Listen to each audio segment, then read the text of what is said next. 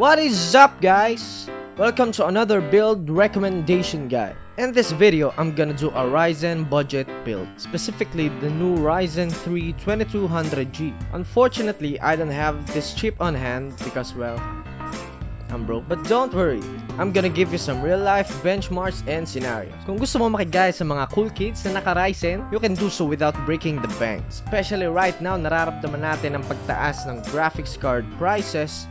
It's definitely good timing for the red team to release these APUs. If you don't know what an APU is, it is Accelerated Processing Unit. Kung ang mga Intel processors ay may Intel HD graphics, what AMD did is put Vega graphics on their Ryzen chips, which is way more powerful than Intel to make it a capable unit all by itself. And also, if you plan to upgrade in the future, there are tons of headroom as AMD will be supporting Ryzen up to the year 2020. Looking at the performance of this APU, we can expect a console-like experience from AAA games with 29 FPS in Fallout 4, 60 FPS from GTA 5, and 31 FPS on Hitman. Looking at esports titles, we can see some similar frame rates with 74 FPS on Dota 2, 56 FPS on Overwatch, and 45 FPS on Rocket League. Let's take a look at the parts. For the CPU, of course, we have the Ryzen 3 2200G. It has 4 cores and 4 threads, so if you're also into content creation, those extra cores can give you a boost.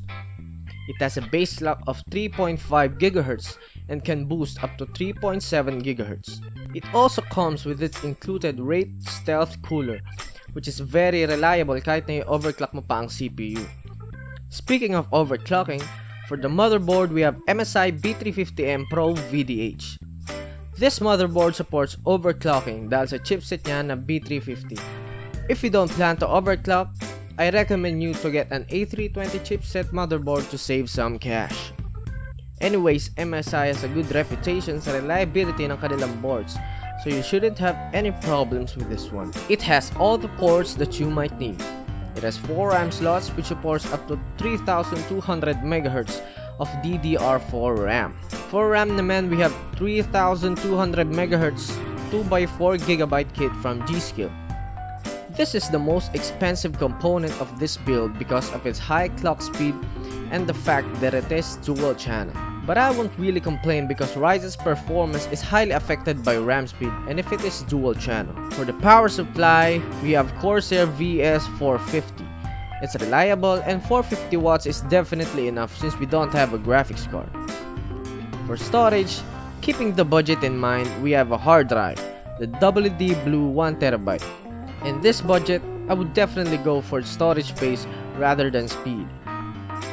And for the case, we have Fractal Design Core 1000 USB 3.0. I won't really go for a tempered glass side panel at this point, since you won't have the budget for extra RGB. But this case does not lack features. Meron itong mesh front panel with the included 120mm front fan. It has a front USB 3.0 and a USB 2.0. It can also support micro ATX and mini ITX motherboards, which is perfect for this build. All in all, this is a very solid case at this price point. All in all, the total price of this build in the time this video is uploaded is 22,230 pesos. Again, these are the prices on the day this video has been uploaded, so it might change since PC components prices fluctuates. That will be all for this video. If you have any questions or anything at all, leave it in the comment sections down below. Leaving a like will definitely be appreciated. And again, thanks for watching.